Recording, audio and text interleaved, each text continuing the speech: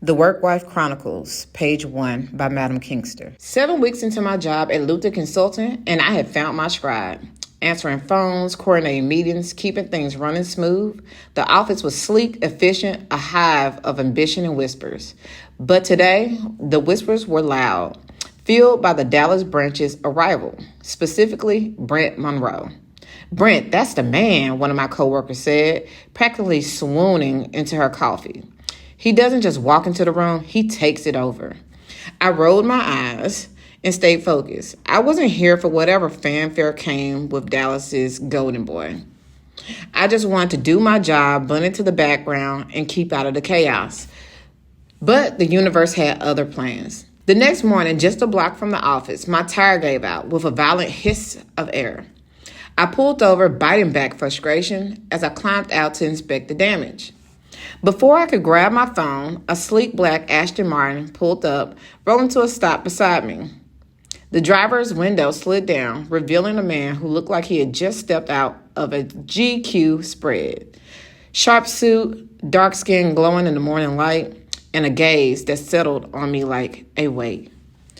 "You need help?" His voice, deep, steady, like it wasn't a question but a statement.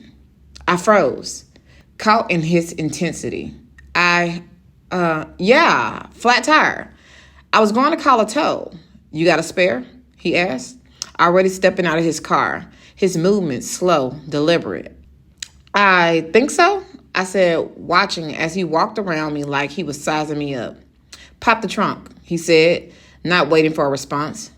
There was something commanding about him, like he wasn't used to being told no. I obeyed without thinking, opening the trunk and stepping aside as he retrieved the spare. He crouched by the flat, his hands steady and precise as he worked. I tried to focus on something, anything, other than the flex of his forearms or the way his cologne lingered in the air between us. Woodsy and sharp. "All set," he said, standing and brushing his hands together. I blinked, pulled out of my haze. "Oh, thank you. I can pay you." He cut me off with a look that made my stomach flip. His lips curved into a slow, knowing smile, his eyes dipping over me like he was committing me to memory. "No need," he said, voice lower now, almost a growl. "Just glad I could help." He turned back to his car without another word, and I stood there, heart racing, the air charged and heavy. When I finally made it into work, I was determined to shake off the encounter. Dallas's team was here and the office was buzzing with energy. I buried myself in tasks, keeping my head down until mid-morning when the hairs on the back of my neck stood up.